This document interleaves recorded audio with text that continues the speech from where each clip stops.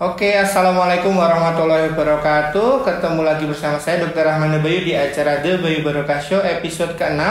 Kali ini kita menghadirkan ahli gizi dari Rumah Sakit Umi Barokah. Jadi karena ini kaitannya dengan puasa atau Ramadan, kita akan ngobrol-ngobrol terkait puasa Ramadan dari sisi gizi ya. Mungkin kita perkenalkan dulu narasumber kita ya. Terima kasih Mbak Dita Anggasari ya Mbak ya. Beliau ini adalah ahli gizi, sarjana gizi, ahli gizi di Rumah Sakit Umi Barokah. Oke, mungkin selama 30-40 menit ke depan ya Mbak ya, kita bakal ngomongin beberapa hal kaitannya dengan rekomendasi atau dari aspek gizi kaitannya dengan puasa Ramadan, karena kebetulan ini sedang bulan Ramadan. Oke, jadi mungkin kaitannya dengan puasa yang puasa yang benar dulu aja ya Mbak ya. Ya, mungkin Mbak Dita monggo, kira-kira puasa yang benar tuh yang seperti apa gitu. Kalau untuk puasa sendiri kan untuk pengertiannya kan menahan makan atau minum dari terbitnya fajar sehingga terbenamnya matahari. Untuk puasa yang benar itu sebaiknya untuk makanan yang dikonsumsinya seharusnya memenuhi kebutuhan gizi sesuai dengan jumlah kalori yang dibutuhkan masing-masing. Ya, seperti itu, dan asupan makanan yang dijaga harus seimbang antara kebutuhan karbohidrat, protein, sumber serat, sumber lemak juga harus seimbang seperti itu. Jadi karena puasa sendiri adalah tidak makan dari jangka waktu fajar sampai maghrib. Nah, puasa yang benar adalah supaya itu terlaksana tetapi kebutuhan nutrisi dari tubuh tetap terpenuhi gitu ya Mbak ya. Nah mungkin kalau kaitannya dengan kebutuhan makanan tadi yang dibutuhkan itu, berarti komposisi makanan yang benar atau baik ketika mungkin sahur dan buka puasa seperti apa Mbak? Kalau pada prinsipnya kebutuhan pada saat sahur atau berbuka itu tidak jauh berbeda. Cuma kan kalau untuk kebutuhan kalori saat berbuka kan tujuannya untuk memberikan energi dalam waktu yang relatif singkat. Jadi dianjurkan untuk berbuka misalnya setelah azan maghrib kita tetap rehidrasi dulu dengan minum air putih, kemudian dilanjutkan dengan makanan yang mengandung gula alami seperti yang dan zat mikronutrien yang lain seperti buah-buahan yang mengandung banyak air seperti semangka, melon atau yang lainnya.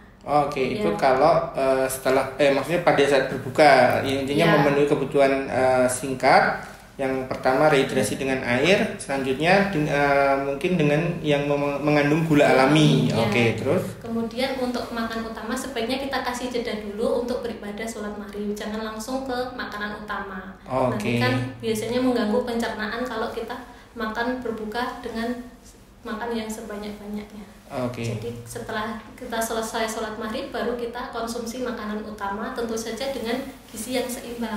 Artinya dalam gizi seimbang harus ada kandungan proteinnya, karbohidrat, lemak, kemudian dari sumber serat bisa diperoleh dari sayuran atau buah-buahan. Jadi intinya setelah baiknya emang dijeda dulu sholat maghrib, baru setelah itu lanjut makan utama ya Mbak ya. Tadi mungkin disebutkan untuk kebutuhan-kebutuhan yang harus dipenuhi, tapi gampangnya mungkin nasi, lauk, sayur gitu ya Mbak ya. Terus untuk setelah itu misalnya setelah makan terus taraweh misalnya, terus setelah itu memang ada rekomendasi untuk makan lagi atau seperti apa? Kalau untuk setelah taraweh misalkan masih terasa lapar sebaiknya konsumsi snack. Tapi snacknya diusahakan jangan dari olahan yang karbohidrat olahan, jadi snacknya yang alami saja dari buah-buahan seperti itu yang mengandung gula alami sekaligus vitamin dan mineral untuk tubuh. Itu untuk setelah taraweh. Terus sekarang untuk sahurnya mungkin Mbak. Kalau untuk sahur itu kan tujuan makan untuk sahur kan memenuhi kebutuhan gizi sekaligus sebagai cadangan energi selama nanti kita berpuasa. Jadi makanannya juga tetap harus seimbang. Dianjurkan lebih banyak konsumsi serat. Jadi dari sayur ataupun dari buah lebih banyak karena sifat serat sendiri kan pencernaannya lebih lama di dalam tubuh. Jadi memberikan rasa kenyang yang lebih lama. Untuk tujuan memberikan rasa kenyang yang lebih lama menggunakan serat. Dari sumber seratnya. Tapi tetap dalam komposisi makanan utama juga harus ada karbohidrat, protein sama dan protein. juga sumber serat juga. Nah, seperti itu. Kalau ininya Mbak, mungkin dari aspek cairannya, baik dalam sahur ataupun buka, intinya dalam sehari itu kebutuhan cairannya seperti apa? Kalau untuk kebutuhan cairan pada orang dewasa umumnya sekitar 8 gelas sehari atau 2 liter sehari itu, tapi tidak dikonsumsi sekaligus. Jadi kita berikan asupan cairan pada waktu berbuka, misal 2 gelas, setelah sholat tarawih 2 gelas, pada saat malam hari 2 gelas, dan saat sahur 2 gelas. Oh, itu memang jadi udah memang harus terjeda atau dibagi-bagi selama dari maghrib sampai sahur lagi gitu ya Mbak ya, sampai puasa lagi. Jadi total adalah 8 gelas. 8 gelas, 8 sampai 10 gelas sebenarnya. Oke, 8 sampai 10 gelas. Tapi itu kira-kira atau anjurannya memang semua yang 8 sampai 10 gelas itu air putih atau memang sudah include yang mungkin air ya mungkin es teh, atau kadang-kadang kan kalau buka kan kita nyarinya es sirup atau es teh gitu Mbak. Itu tidak semua include air putih. Misalnya yang cairan dari kita konsumsi sup seperti itu dan dihitung konsumsi seperti cairan. Oh, jadi itu memang takaran yang memang kira-kiranya seperti itu, tapi sebenarnya sudah terbagi-bagi. Kalau mungkin makan sop juga itu sudah terhitung sebagai pemenuhan kebutuhan cairan ya Mbak ya. Oh, oke. Ya, jadi untuk kebutuhan cairan puasa memang harus dipenuhi dengan baik ya Mbak ya. Dari buka itu untuk merehidrasi, sampai untuk istilahnya nabung cairan, sampai sahur juga harus terpenuhi total 8 sampai 10 gelas setiap harinya. Oke, ya mungkin biar enggak ini harus dibagi-bagi ya, itu kuncinya ya Mbak ya. Oke, terus yang kadang banyak pertanyaan itu kaitannya dengan puasa pada anak Mbak. Jadi kan pada anak kan ya mungkin ada ininya enggak batasan-batasannya, atau bahkan masukan-masukan atau saran atau arahan yang sekiranya sebagai anak itu tetap berlatih untuk puasa, tapi mereka juga tidak kekurangan gizi atau cairan gitu. Yang penting kalau untuk puasa pada anak kan mungkin pada awalnya puasa pada anak kan belum bisa dijalankan full. Oh, jadi biasanya kita bisa melatih untuk puasa setengah hari dulu. Kemudian kalau sudah terbiasa sesuai dengan kemampuan fisiknya, kita bisa lanjutkan dengan puasa full. Tapi tetap perhatikan asupan karbohidrat, protein, lemak, dan sumber seratnya sama cairannya tetap harus terpenuhi. Ya, jadi tetap harus terpenuhi agar selama menjalankan puasa tidak lemas atau capek seperti itu kalau untuk anak-anak. Oke, kadang kan karena anak tuh mereka aktivitasnya juga agak lebih ya Mbak. Jadi maksudnya sehingga jangan sampai ya walaupun baru latihan setengah hari, tetap untuk aspek-aspek kebutuhan cairan maupun zat gizi makanan tetap harus terpenuhi gitu ya Mbak ya. Tapi berarti ya memang anjurannya bertahap, maksudnya setengah hari dulu, baru setelah itu kalau sudah terbiasa full gitu ya Mbak ya. Oke. Nah terus selanjutnya ini ya sebaliknya anak. Nah sekarang lansia, kan kalau maksudnya kalau untuk usia dewasa kan cukup bisa kebutuhannya cenderung sama dan cukup bisa terpenuhi. Tadi yang anak seperti itu. Nah sekarang yang lansia, kira-kira ada hal khusus yang perlu diperhatikan nggak Mbak? Kalau untuk lansia kita bisa pertimbangkan apakah lansia itu harus bisa menakar untuk kemampuan diri untuk berpuasa, sama ada penyakit penyerta tidak seperti itu. Jadi penyakit penyerta perlu dipertimbangkan. Ada beberapa lansia yang tidak dianjurkan puasa, seperti lansia pada diabetes mellitus tipe 1 atau diabetes mellitus tipe 2 yang gulanya tidak terkontrol, atau lansia yang mempunyai penyakit mah kronis.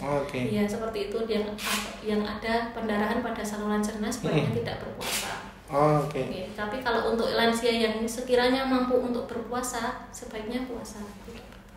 Tapi kalau tadi nyambung ke keluhan pencernaan atau mah kronis ya mungkin Mbak.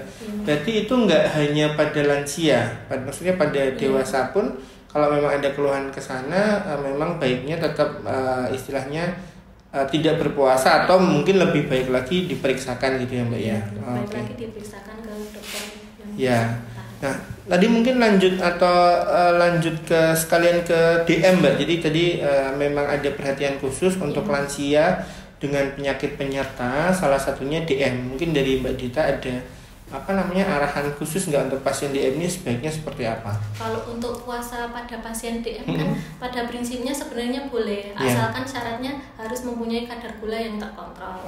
Dan selain itu untuk yang menjadi perhatian utama tetap untuk asupan makannya. Kalau untuk mungkin sedikit berbeda kalau pasien diabetes mellitus yang tidak puasa, pola makannya kan 3 kali makan, 3 kali selingan. Tapi pada saat puasa itu akan berubah menjadi 2 kali makan utama, 3 kali selingan. Oke. Berarti siklusnya jadi ada perbedaan yang kalau pada pasien DM memang harus 3 kali makanan utama, 3 kali selingan kalau tidak berpuasa. Kalau berpuasa karena waktunya memang terbagi jadi 2 kali makan utama sama 3 kali makanan selingan. Tapi untuk komposisinya gimana, Mbak? Kalau untuk komposisinya tetap harus memperhatikan karbohidratnya juga, protein, sumber serat dan juga vitamin dan mineralnya. Untuk karbohidratnya tetap dibatasi, jadi tetap makan sesuai dengan jumlah kalori yang dibutuhkan. Oke. Ya mungkin ini ya, kalau memang pada kondisi-kondisi tertentu yang khususnya DM memang harus konsultasi lebih lanjut ya Mbak ya. Iya, mungkin konsultasi lebih lanjut ke dokter. Oke, ke dokter. Nah kebetulan di Rumah Sakit Umi Barokah juga untuk poli penyakit dalam, kalau memang pada pasien-pasien penderita diabetes mellitus ya Mbak ya, nanti memang kadang dari dokter spesialis penyakit dalam akan mengarahkan untuk konsultasi lebih lanjut ke ahli gizi atau dalam hal ini dengan Mbak Dita dan timnya. Jadi ya mungkin untuk pemirsa atau viewers yang keluarganya, mungkin orang tuanya yang selama ini punya atau sebagai penderita DM atau penyakit gula yang mungkin terkontrol, tapi untuk makanannya karena kadang kurang diperhatikan sehingga sering gulanya tinggi dan sebagainya, sehingga baiknya kalau mungkin waktu kontrol di rumah sakit, nah itu dimaksimalkan untuk kontrol ke bagian gizi juga ya Mbak ya. Jadi pasien atau keluarga pasien di rumah semakin paham kebutuhan makanan dari penderita gitu ya Mbak ya. Oke. Terus mungkin ini kaitannya dengan ini Mbak. Ya ini pertanyaan yang sebenarnya banyak ya ditanyakan. Fenomenanya ini puasa itu kan karena kita kan memang di rentang waktu pagi sampai sore itu nggak makan, nggak minum. Nah, banyak yang memaksimalkan sekaligus untuk diet. Nah, diet itu dalam hal ini ya supaya lebih kurus gitu maksudnya, supaya berat badannya berkurang. Nah, itu kira-kira dari aspek gizi gimana Mbak? Kalau untuk puasa sembari berdiet bisa saja dilakukan. Yang penting kalau dalam menjalankannya kita harus mempunyai komitmen. Jangan sampai putus selama misal puasa Ramadan 30 hari, jangan sampai putus di tengah jalan. Jadi tetap untuk beberapa tips yang saya punya untuk pasien yang untuk orang yang mau berdiet sembari berpuasa, tetap kurangi jumlah karbohidratnya. Jadi dalam sekali makan utama itu volume sayurnya harus lebih banyak dari volume karbohidratnya. Kemudian hindari makan makanan yang berlemak. Seperti itu. Kemudian selain itu bisa dengan konsumsi air putih yang lebih banyak daripada biasanya. Ya, terima kasih. Mungkin saya bisa memaksimalkan juga ya masukannya Mbak. Jadi intinya tetap yang paling utama adalah komitmen atau istilahnya yaitu karena kontinuitas itu jauh lebih penting ya Mbak ya. Jadi selama taruhlah minimal 30 hari selama puasa itu ya supaya kebutuhannya juga tetap terpenuhi, tapi ya selain ibadah juga sekaligus menjaga pola makan supaya ada efek penurunan berat badan. Tapi itu tetap harus benar-benar dijaga, jangan sampai malah lemas sehingga tidak bisa berpuasa dan sebagainya gitu ya Mbak ya. Terus tadi konsepnya atau fokusnya mau mengurangi konsumsi karbohidrat, itu termasuk nasi sama gula ya Mbak ya? Iya, nasi sama gula, karena kalau kelebihan gula di dalam tubuh nanti juga akan ditimbun sebagai lemak di dalam tubuh. Ya, jadi mungkin untuk minum manisnya juga dikurangi, terus nasi otomatis dikurangi, terus diperbanyak untuk seratnya gitu ya. Ya, terima kasih Mbak untuk masukannya.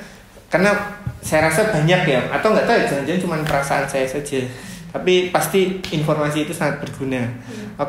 Terus tadi kita membahas makanan-makanan yang direkomendasikan. Nah mungkin sebaliknya yang sebaiknya dihindari saat berbuka maupun puasa apa Mbak? Kalau untuk makanan yang dihindari saat berbuka ataupun puasa seperti makanan yang digoreng dengan minyak yang banyak, gorengan seperti itu sebaiknya dihindari. Kemudian makanan yang dapat mengiritasi lambung, makanan pedas, makanan bersifat asam, itu yang dapat mengiritasi lambung sebaiknya dihindari. Kemudian minuman yang bersoda, seperti itu dihindari. Sama minuman, usahakan untuk mengurangi minuman berkafein seperti teh atau kopi kental, kan mempunyai sifat diuretik, jadi memperlancar keluarnya air seni sehingga mempercepat rasa haus ketika puasa, seperti itu. Itu baik waktu buka maupun waktu sahur ya Mbak ya? Iya. Oh ya. Jadi ini apa namanya, yang pertama jelas jangan sampai malah makan makanan yang mengiritasi lambung ya Mbak ya, supaya malah karena kalau mengiritasi lambung, ada keluhan di lambung, malah nggak bisa berpuasa seperti itu. Terus kemudian yang kaitannya dengan soda-soda itu mungkin termasuk yang berpengaruh ke lambung atau gimana? Kalau untuk terlebihan soda kan nanti berpengaruhnya ke lambung dan mengiritasi lambung. Oke. Terus kalau untuk kafein itu mungkin paling banyak berada di kopi dan juga teh ya Mbak ya, itu merupakan diuretik atau lebih jelasnya diuretik itu adalah zat yang memacu intensitas atau ini untuk berkemih ya Mbak ya. Jadi pasien atau orang itu akan cenderung lebih sering buang air kecil, jadi otomatis cairan tidak tertahan lebih lama, jadi orang tuh cenderung lebih cepat haus seperti itu. Oke, jadi beberapa makanan atau minuman yang harus dihindari saat bulan puasa, baik dari saat buka maupun pada saat sahur. Oke. Nah, mungkin untuk beberapa kondisi lain yang perlu diperhatikan itu kaitannya dengan ibu hamil dan ibu menyusui. Jadi kan kalau ibu hamil juga otomatis kan ada 2 orang atau 2 nyawa yang harus diasupi gizinya, si ibu maupun si anak di dalam janin, di dalam perut. Begitu juga ibu hamil, ketika ibu menyusui. Jadi ibu menyusui tetap harus menyusui anaknya. Ketika mereka itu tetap ingin berpuasa, kira-kira arahan dari sisi asupan gizinya seperti apa Mbak? Kalau untuk ibu hamil kan sebenarnya diberi keringanan untuk tidak berpuasa, tetapi boleh saja kalau misalnya mau berpuasa, terutama untuk ibu hamil yang trimester kedua atau ketiga. Kalau untuk trimester pertama misalkan tidak ada gangguan mual atau muntah, silakan untuk berpuasa. Tapi misalkan ada gangguan mual muntah dan status gizi ibu hamil itu sendiri kurang, sebaiknya tidak berpuasa dulu untuk yang trimester pertama. Untuk kebutuhan ibu hamil sendiri selama trimester pertama kan ada penambahan sekitar 180 kalori. Kalau untuk trimester kedua 300 kalori dan trimester ketiga sama 300 kalori. Jadi asupan nanti kita bisa tambahkan dengan asupan yang bergizi tentu saja, seperti susu atau proteinnya juga ditambah seperti itu. Jadi asupannya tetap ditambah. Jadi yang direkomendasikan untuk tetap berpuasa adalah yang trimester kedua dan ketiga. Kalau pertama dengan syarat tidak ada keluhan atau status gizi yang normal. Ya, jadi memang kita kembalikan kepada ininya ya, bahwasanya pada dasarnya ibu hamil itu mendapatkan keringanan untuk tidak berpuasa. Nah, tapi karena kadang kan ibu hamil tetap ingin menjalankan ibadah, ya asal tetap mengamalkan kaidah-kaidah untuk mengutamakan kondisi kehamilannya, itu tetap boleh dilakukan. Tapi ya itu tadi, kadang kan ibu hamil ada keluhan-keluhan mual seperti itu, sebaiknya tetap tidak berpuasa ya, supaya tidak semakin mempengaruhi pencernaannya seperti itu. Terus kalau tadi Mbak pada ibu hamil, maksudnya pada ibu menyusui kan tadi, pada ibu hamil yang memang direkomendasikan untuk tetap tidak berpuasa, tapi kalau mau berpuasa yang penting menjaga tambahan asupan karena kebutuhan kalorinya meningkat per semester, per trimester pun semakin semesternya semakin 2 ke 3 semakin tinggi juga gitu, sehingga harus memenuhi kebutuhan itu. Nah, sekarang kalau pada ibu menyusui gimana Mbak? Kalau untuk puasa pada ibu menyusui sebenarnya diperbolehkan. Tapi saya sarankan untuk ibu menyusui yang bayinya di atas 6 bulan. Kalau untuk ibu menyusui yang masih bayinya kurang dari 6 bulan masih memberikan ASI eksklusif, sebaiknya tidak puasa dulu. Karena kan bayi masih sangat bergantung kepada ASI. Sebenarnya kan puasa tidak akan mempengaruhi kualitas ataupun kuantitas dari ASI sendiri. Kualitas atau kuantitas ASI dipengaruhi oleh makanan apa saja yang dikonsumsi dari ibu hamil, ibu menyusui saya sahabat. Itu jadi saya sarankan itu yang ibu menyusui yang kurang dari 6 bulan untuk tidak berpuasa. Tapi kalau misalnya ibu menyusui yang lebih dari 6 bulan berpuasa tidak apa-apa. Untuk dari segi kandungan gizinya juga ada tambahan kalori yang lebih banyak pada ibu menyusui yang kurang dari 6 bulan, sebanyak 600 sampai 700 kalori. Berarti lebih tinggi daripada kehamilan malah Mbak untuk kebutuhan tambahannya. Kalau menyusui memang lebih tinggi daripada kehamilan. Selain itu kan kalau untuk ibu menyusui yang bayinya di atas 6 bulan itu kan bayinya juga tidak tergantung pada ASI, tapi sudah mendapatkan MPASI atau makanan pendamping ASI. Jadi ini Mbak Dita, kan tadi kan ke belakang kita ngomongin kebutuhan kalori. Jadi baik dari taruhlah tadi ibu hamil, ibu menyusui yang masing-masing trimester aja itu kebutuhan kalorinya bertambah, bahkan ibu menyusui yang sampai 600 kalori per hari tambahan kebutuhannya. Itu biar kita ada bayangan Mbak. Jadi kalori itu kalau implementasinya sehari-hari taruhlah sekian satu piring atau satu centong itu berapa kalori sih gitu, biar kita gampang gitu bayanginnya. Kalau untuk setiap 100 gram nasi itu setara dengan 1 centong nasi yang peres. Jadi itu energinya sebanyak 175 kalori. Jadi untuk penambahan ibu menyusui yang tadi 600 kalori per hari itu bisa ditambahkan sekitar 3 centong nasi setiap makan. Jadi setiap makan tambahkan 1 centong nasi. Per hari butuhnya 3 centong ya. Jadi intinya kebutuhan jadi per 100 gram nasi yang kira-kira itu 1 centong peres itu adalah kalorinya 175, sehingga tadi contohnya pada ibu menyusui yang kebutuhannya sampai 600 kalori per hari itu kira-kira penambahan 1 centong tiap kali makan, sehingga sudah memenuhi kebutuhan tambahan dalam 1 hari gitu ya Mbak ya. Ya mungkin itu biar kita ada gambaran sih Mbak. Jadi kan kadang kan 100 kalori itu berapa, jadi paling enggak tadi ada gambaran tambahan dari Mbak Dita. Terus ini mungkin nyambung ke puasa tadi kaitannya dengan suplemen Mbak, atau tambahan ya. Maksudnya gini, saya sendiri setiap sahur misalnya mengkonsumsi madu, atau mungkin dari pemirsa yang bertanya-tanya sebenarnya setelah makan sahur atau dalam puasa ini itu perlu nggak sih suplemen itu yang sekiranya mungkin vitamin C atau apapun itu gitu Mbak. Kalau untuk tambahan suplemen selama puasa sebenarnya kalau untuk dari konsumsinya makanan saat berbuka atau sahur sudah terpenuhi itu tidak memerlukan suplemen. Tapi kalau dirasa diri kita masih kurang untuk konsumsi dari kalori saat berbuka maupun saat sahur, kita perlukan tambahan suplemen. Jadi untuk meningkatkan daya tahan tubuh selama berpuasa juga manfaatnya.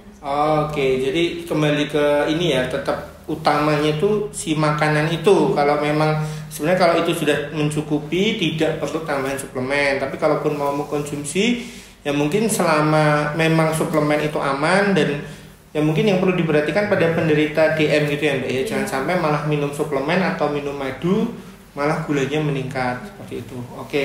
Kalau kaitannya dengan buah Mbak, kan kadang kan buah itu kalau kita ngomongin kebutuhan bisa dipenuhi dengan buah, nah tapi kan buah tuh banyak gitu. Nah kalau dalam puasa seperti ini, itu sebenarnya ada nggak sih buah-buah yang memang itu diutamakan atau direkomendasikan untuk dikonsumsi, dan sebaliknya yang dihindari untuk dikonsumsi buahnya itu apa aja Mbak? Kalau untuk yang direkomendasikan tentu saja buah yang mempunyai banyak kandungan air, seperti semangka, melon, pepaya seperti itu. Kemudian ada buah-buah tertentu yang bergas, yang bersifat bergas. Jadi sebaiknya jangan konsumsi buah saat lambung kita masih kosong, seperti nangka, durian, nanas, seperti sebaiknya dihindari. Jadi itu memang karena mengandung gas. Terus yang lainnya? Kalau yang lainnya, buah yang lainnya tidak terlalu banyak pantangan untuk konsumsi buah. Yang penting tetap hati-hati untuk penderita DM, jangan konsumsi buah, jangan terlalu banyak, porsinya tetap harus diatur. Oke, walaupun ini ya, maksudnya buah itu kan sesuatu yang alami, tapi untuk penderita DM benar-benar harus dijaga atau diperhatikan, karena takutnya mengkonsumsi buah yang itu memang manis malah gulanya meningkat. Tapi pada dasarnya buah sendiri yang tadi ya Mbak yang direkomendasikan pada saat puasa itu yang mengandung air banyak, seperti melon, pepaya seperti itu, dan sebaliknya yang dihindari yang mengandung gas, durian sama nangka. Oke. Oh, nanas juga. Iya. Ya. Terus ini sih Mbak pertanyaan-tanya juga kaitannya dengan ya ini karena kita di Indonesia budaya buka puasa itu kan sesuatu yang bahkan kadang tuh sajian makanannya itu lebih lengkap, lebih mewah dari hari-hari biasa gitu. Ada es yang macam-macam, maksudnya mulai dari es teh, es jeruk, atau es buah gitu.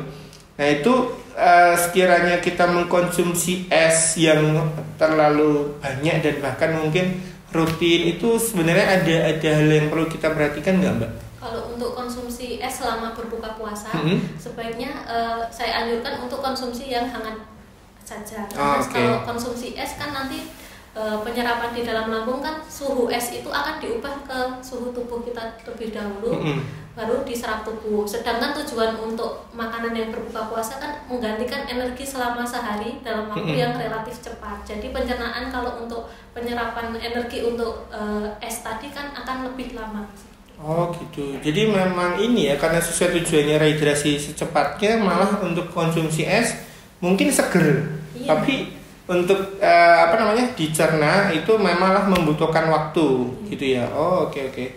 Ya mungkin itu ya Mbak ya, maksudnya karena kan ya mau nggak terhindarkan gitu, kadang es itu sesuatu yang seger, jadi dikonsumsi berulang-ulang ya sebenarnya memang itu kembali ke masing-masing. Tapi tadi dari Mbak Dita dari aspek gizi itu problemnya adalah dicernanya lebih lama seperti itu. Mungkin kalau pasangannya es Mbak, jadi gorengan gitu. Ya tadi sempat dibahas sih sama Mbak Dita, tapi secara spesifik kalau kita bahas gorengan ini sebenarnya ya karena itu sesuatu yang banyak dikonsumsi oleh kita atau masyarakat, itu sebenarnya baiknya gimana gitu. Apakah itu sesuatu yang baiknya dihindari atau boleh tapi asalkan gini gitu monggo. Kalau untuk konsumsi gorengan sebaiknya dihindari. Tapi misalkan saat berbuka kita mau untuk makan gorengan, sebaiknya secukupnya saja, karena kalau terlalu banyak untuk makan gorengan nanti kan sudah kenyang terlebih dahulu. Jadi untuk kebutuhan nutrisinya tidak terpenuhi dari makanan utama karena sudah merasa kenyang. Oke, karena gorengan sendiri pada dasarnya biasanya komponennya adalah tepung ya Mbak ya, sama karbohidrat, sehingga kalau kita makan terlalu banyak malah kenyang duluan, nah nanti pada saat makan utama malah tidak maksimal gitu ya. Oke. Ya mungkin kalau kaitannya dengan puasa dari aspek gizi itu ya Mbak ya. Jadi tadi mulai kita bahas puasa yang baik itu seperti apa, konsumsi saat buka dan sahur seperti apa, dan kondisi-kondisi khusus pada pasien-pasien DM, pada pasien-pasien ibu hamil dan menyusui dengan kebutuhan khususnya tadi udah dibahas lebih detail lagi oleh Mbak Dita. Nah mungkin sebelum kita akhiri dari Mbak Dita, ada hal-hal yang ya perlu kita ketahui lebih lanjut nggak Mbak? Kalau untuk iya. Kalau untuk sebaik saya anjuran saya untuk berpuasa kan selain kita dapat manfaat dari beribadah, tetap untuk anjuran konsumsi sesuai jumlah kalorinya. Jangan makan berlebihan saat berpuasa. Seperti itu, karena kan juga mengingat pencernaan kita kan sudah sekitar 14 jam ya istirahat untuk tidak mengkonsumsi makan atau minum. Jadi kalau untuk makan terlalu banyak nanti tidak bagus untuk pencernaan. Makan saja secukupnya, porsi kecil tapi sering itu jauh lebih baik daripada makan sekaligus banyak. Seperti itu. Oke, itu jadi dari Mbak Dita sendiri intinya kalau ya ini namanya sebuah puasa di bulan Ramadan itu kan memang ibadah wajib buat umat muslim ya Mbak ya. Jadi memang sebagai fungsi ibadah kita tetap harus memperhatikan kondisi tubuh. Jadi asupan makanan, asupan gizi, asupan cairan harus sangat diperhatikan. Nah tadi secara spesifik arahannya saat buka ya mungkin ya Mbak ya. Jadi karena kebanyakan kan karena buka itu lapar, haus langsung banyak, padahal itu justru berpotensi untuk tidak aman bagi pencernaan. Baiknya tetap bertahap, jadi mungkin setelah azan minum dulu secukupnya, makan snack dulu secukupnya, setelah itu dijeda dengan sholat maghrib, setelah itu makanan utama untuk memenuhi kebutuhan kalori dan sebagainya tadi ya Mbak ya. Oke, mungkin itu aja ya Mbak Dita untuk episode kali ini, episode 6 dari The Bayu Barokah Show terkait kebutuhan gizi saat bulan Ramadan. Nanti mungkin kalau pada kesempatan selanjutnya akan kita bahas juga terkait puasa, tapi mungkin dari aspek yang lain dan sebagainya. Sebelumnya terima kasih banyak untuk Mbak Dita ya Mbak ya sudah berkenan hadir di studio Umi Barokah. Ya, mungkin dari diskusi ini 30 menit ke belakang kira-kira semoga bisa bermanfaat untuk pemirsa terutama warga Boyolali dan sekitarnya. Mungkin seperti itu Mbak, kita akhiri. Terima kasih, jangan lupa subscribe dan like video dari The Bayu Barokah Show di channel Rumah Sakit Umi Barokah. Oke, sampai ketemu di episode selanjutnya. Terima kasih. Wassalamualaikum warahmatullahi wabarakatuh.